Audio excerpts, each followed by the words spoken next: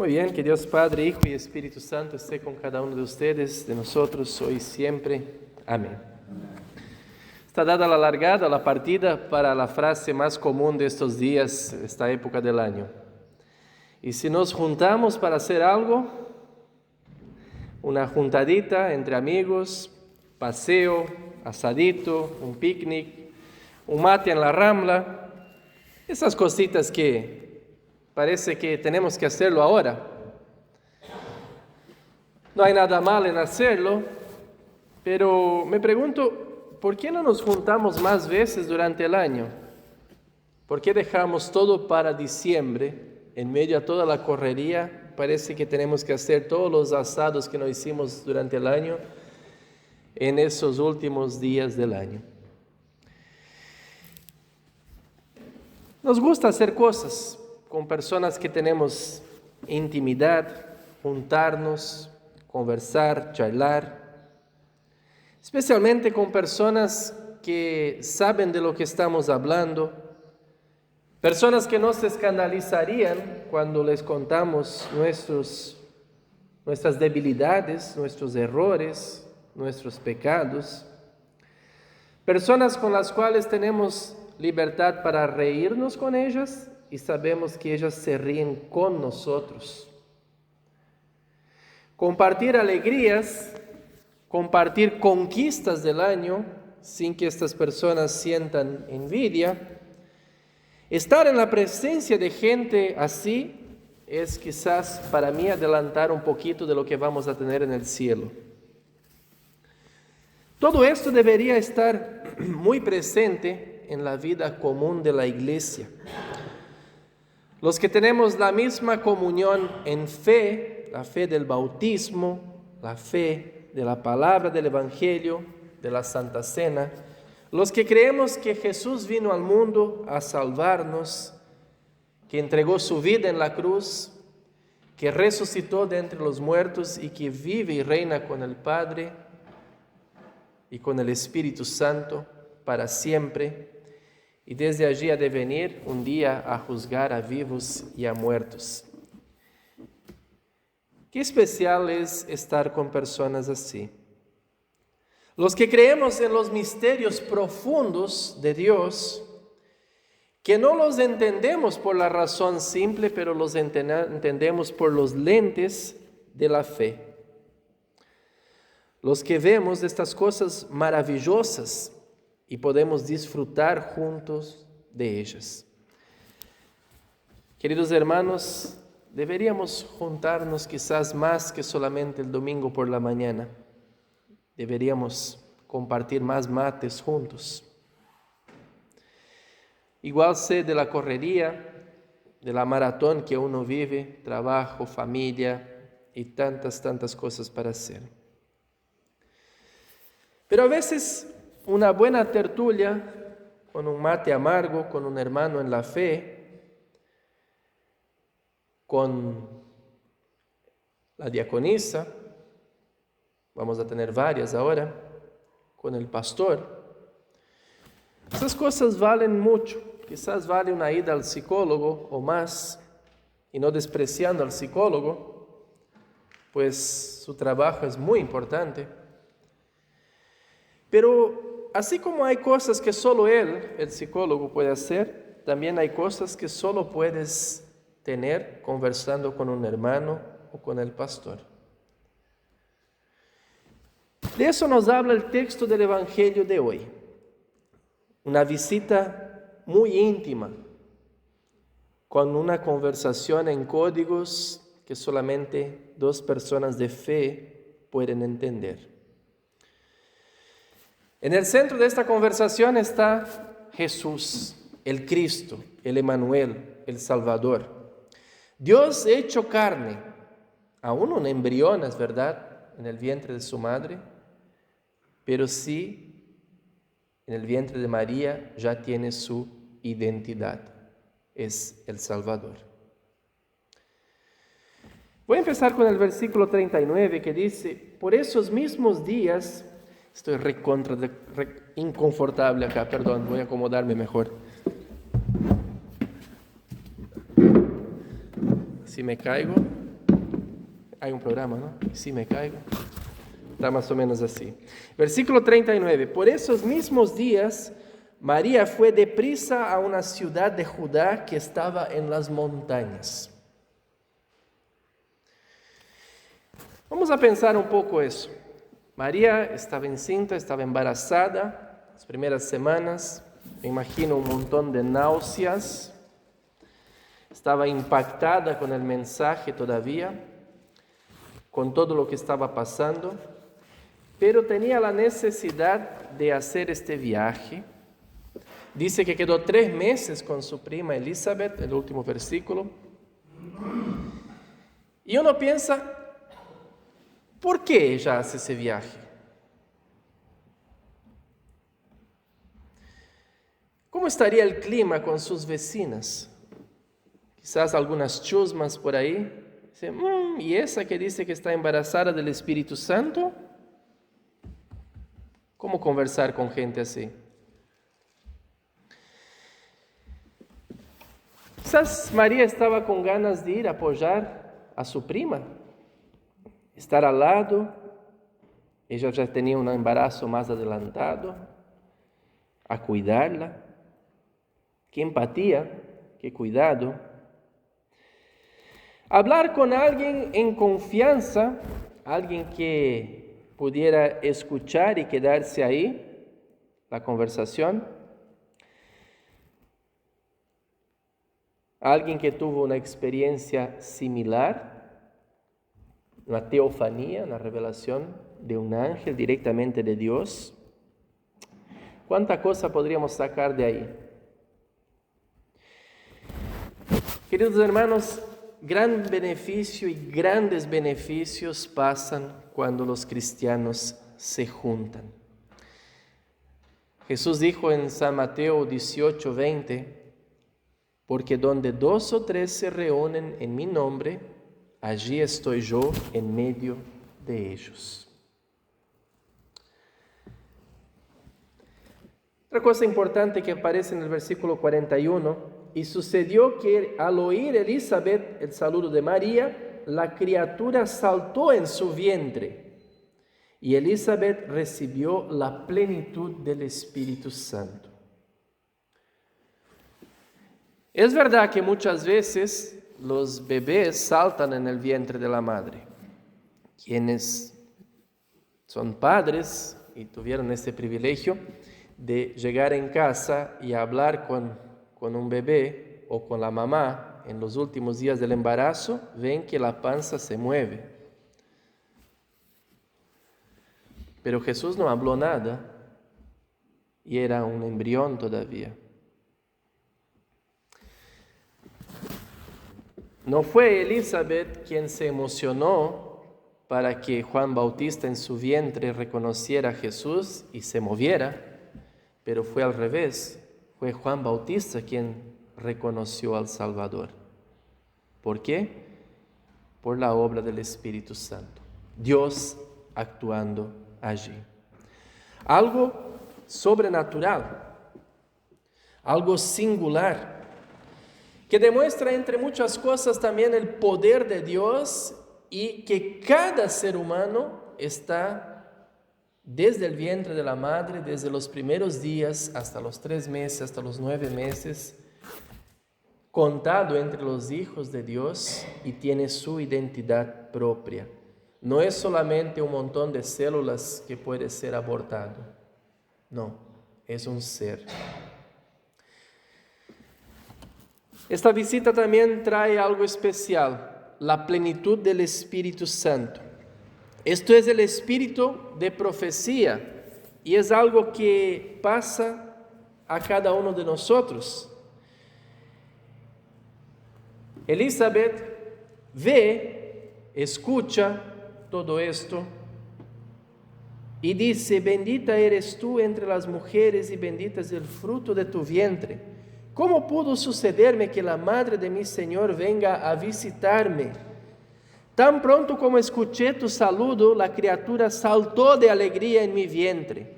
Dichosa tú que has creído, porque se cumplirá lo que el Señor te ha anunciado. Escuchar, ver sentir, proclamar.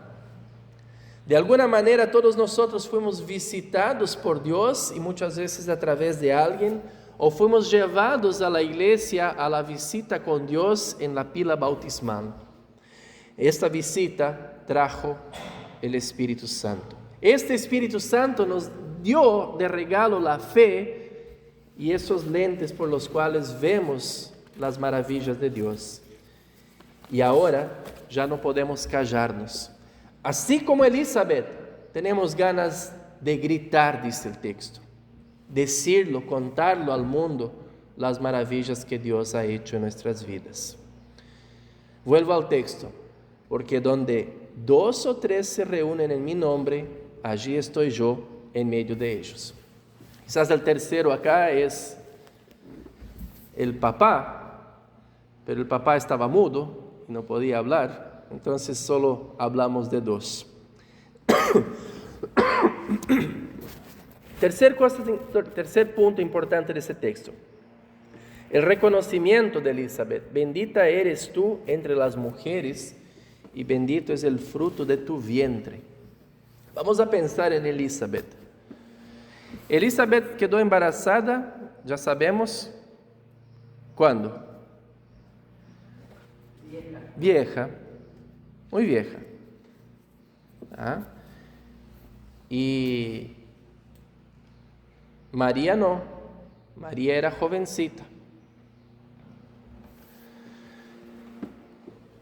Visiblemente, el hijo que tenía, o el bebé que estaba gestando María, sería más importante que el hijo de Elizabeth. Segunda diferencia. Tercera diferencia, los maridos. José creyó, ¿no? José tuvo un poco de duda en el comienzo, pero después, sí, creyó. El papá de Juan Bautista, no, un marido incrédulo y que queda mudo. Y podríamos ir sacando varias diferencias. ¿Estaría María visitando a su prima para presumir de su fortuna? Obviamente que no, pero a veces puedes interpretarlo así. De verdad que es una visita maravillosa y que hace con que la alegría de Elizabeth aún aumente más. En vez de ver las cosas de esta manera, Elizabeth se regocija.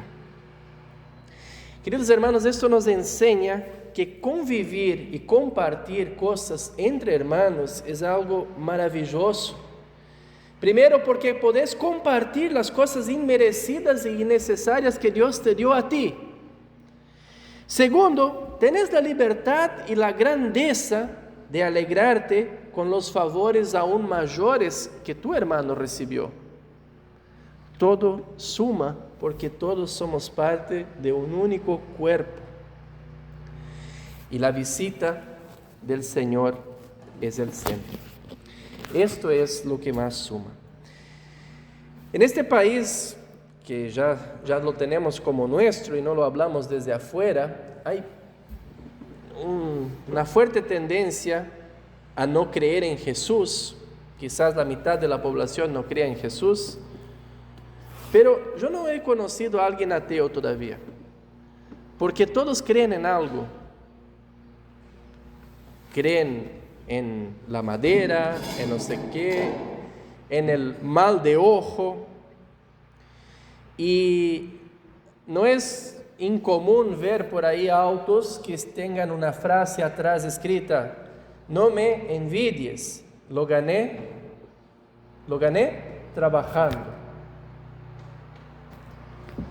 Como si esta envidia pudiera sacar algo de ti.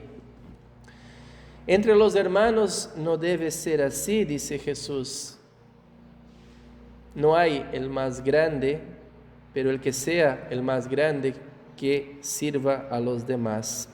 San Pablo nos recuerda en el himno más conocido de la Biblia, del 1 Corintios 13, cuando habla del amor, El amor es paciente y bondadoso, no es envidioso ni jactancioso, no se envanece, no hace nada impropio, no es egoísta ni se irrita, no es rencoroso, no se alegra de la injusticia, sino que se une a la alegría de la verdad. Las visitas pastorales, los encuentros entre hermanos tienen esta función: compartir alegrías, compartir experiencias y especialmente regocijarnos en la verdad, como dice Pablo. Compartir que el Dios de amor nos ha enviado su Hijo al mundo para salvarnos y así alimentarnos mutuamente, dando cabida a esta cuna de Belén en nuestro corazón. Después de todo eso, todo lo demás que yo tenga o mi hermano tenga o haya conquistado, sean bienes materiales, sean bienes no materiales o de un hijo que se ha graduado, lo que sea, todo es regalo de Dios que por su gracia derrama sobre su iglesia, sobre su pueblo. Esta semana en una visita una persona dijo: pastor, ¿y si retomamos los estudios bíblicos? Me pareció interesante y me quedé pensando en eso. Sí que es difícil y complicado abrir nuestras casas, a veces no tenemos silla suficiente, el sillón es pequeño, pero grupos pequeños son muy importantes. A veces abrir nuestras casas, como se dice, es abrir nuestros olores. No siempre nuestra casa está limpia. A veces hay olor a mascota, qué sé yo, y nos da vergüenza. Creo que el principal olor que a veces no nos gusta abrir es nuestra vida y nuestra intimidad, porque creemos que los otros son mejores que nosotros, que nuestra familia es imperfecta, nuestra familia es la única que tiene problemas, y no es así. Como cristianos, no deberíamos tener problemas en conversar y abrirlo a nuestros hermanos, a la iglesia. Junto con el mundo, muchas veces nos hemos transformado en islas solitarias, cada uno en su casa, y dentro de esta casa, cada uno en su cuarto, con su teléfono. Y nadie más vibra con el otro como Elizabeth. La iglesia es una gran familia, y en una familia no siempre compartimos solo olor a jazmín y a rosas. También compartimos, y muchas veces, olor a pañales sucios, olor a vejez y tantos olores que la vida trae. Y esto es amor, esto es compartir la vida mismo. Como cristianos deberíamos tener siempre presente esto. Dios nos conoce. No hay nada que yo pueda esconder de Él. Y si no tengo vergüenza de tener esto delante de Dios, tampoco debería tener delante del prójimo. Cuando llegué acá a Uruguay, habían unas 5 o 6 señoras en la iglesia. Esta era la iglesia. Los primeros 3, 4 meses eran esas personas que estaban ahí en el culto. Marta era una de ellas. Y había una de las señoras que ya era bastante mayor. Y ella siguió viniendo al culto unos años más, unos 4 o 5 años, y después ya no podía venir. Entonces iba a visitarla en su casa. Y las damas iban también a su casa. Eso siguió pasando unos 2, 3 años. Después, un día, siempre antes de ir a su casa, yo la llamaba y le llamé y dije: voy a ir a tu casa hoy a la tarde, ¿está todo bien contigo? Siempre el esposo bajaba y abría el portón. Y ella me dice: no, pastor, ya no quiero más visitas. ¿No quieres mi visita? No. ¿Puede ir una dama? No, no quiero.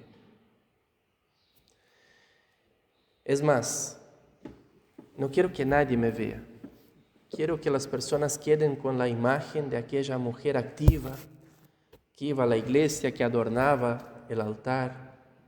No quiero que me vean así más. Estoy fea, estoy vieja. Yo dije, no voy a decir el nombre, estoy intentando asegurarme.